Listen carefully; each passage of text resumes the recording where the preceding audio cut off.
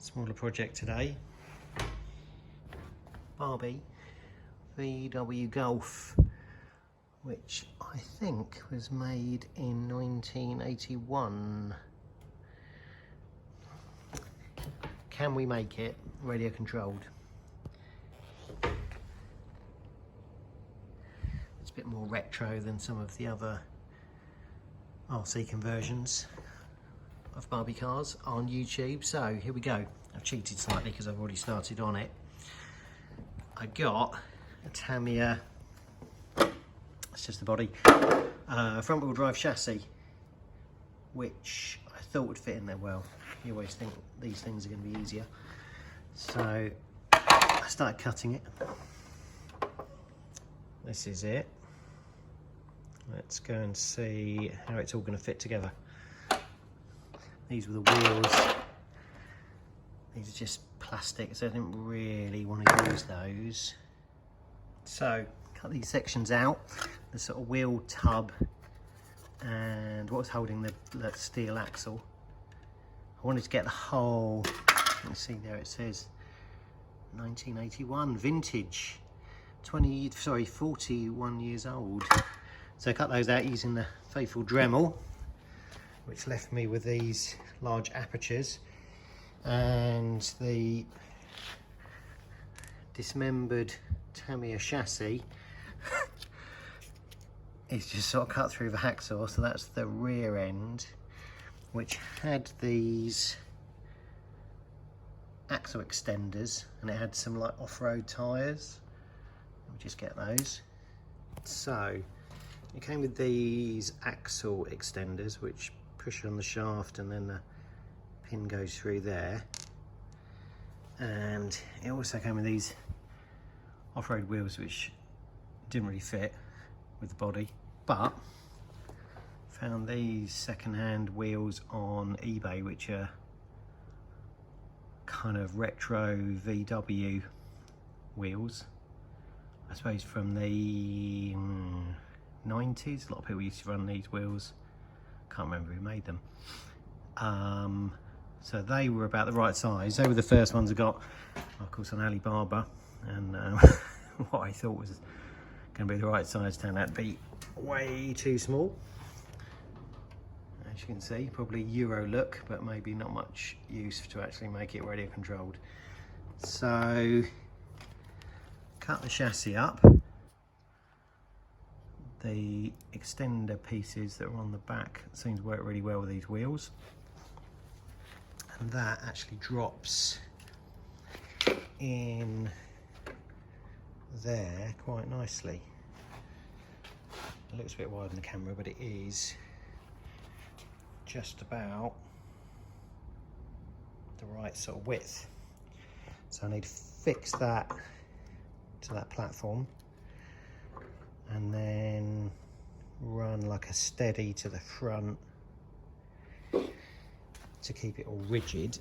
This front section with the motor,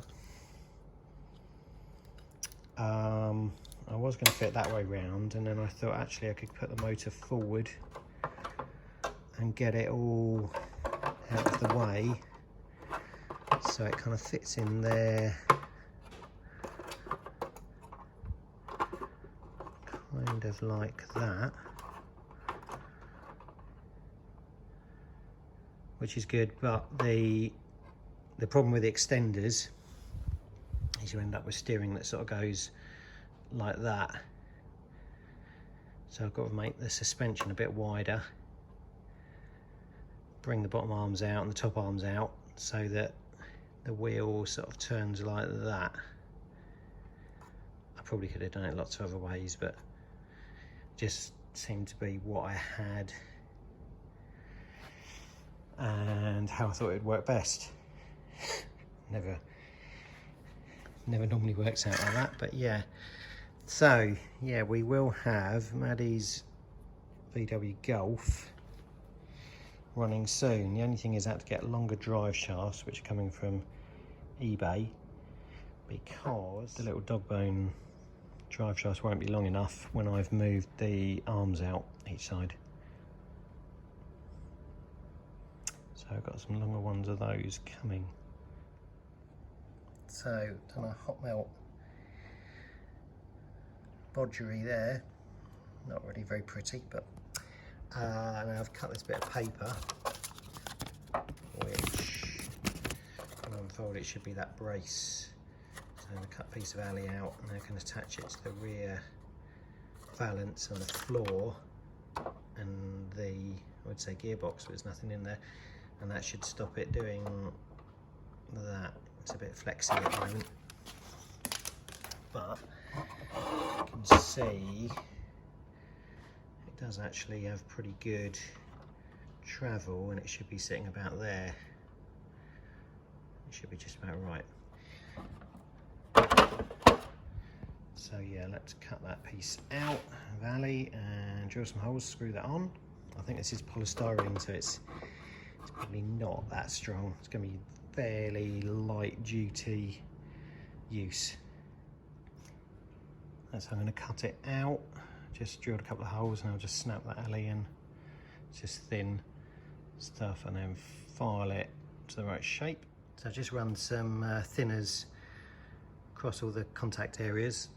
Put some Seeker Flex, which is like a polyurethane adhesive, and I bent it to the right shape. So let's pop that on. So that's stuck in place. Just need to wait for that to dry and do some work on the front end. So this is the modified front end. It's balanced on that socket at the moment just so you can see it. So what I did is got the original arms. That was the top arm, that's the bottom arm. Just cut those out of some 8mm sheet, 26mm longer to make the track wider. Put the same screws and everything back in. I've got the shocks moved out a bit from the original mount. A bit of negative camber, a bit of toe in,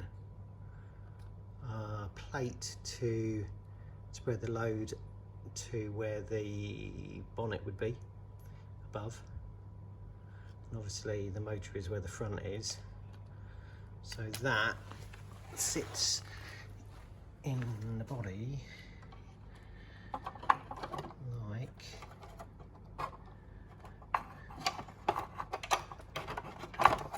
that, and then I've got this. So you can see the metal plate rests on the bonnet section, and then there's this plate which will screw to there, and I'll glue it across here. Need to keep this flat because I've got the original spoiler to go on there. Put a couple of screws in here, or rivets. It's not going to be very serviceable, which might be an issue. I'm hoping she's not going to go crazy driving it. Let's flip it over, see what the ride height and everything's like. So that is how it looks. There is quite a lot of travel at the back.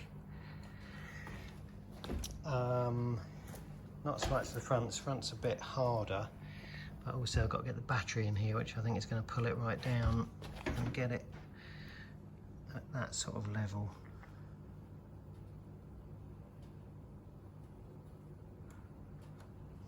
So just need to wait for some drive shafts. I can put it together. I think I'll probably stick all the old stickers down where they're peeling and put some 2-pack lacquer on it, just to sort of preserve it in its original form. That is it for this video. Thanks for watching.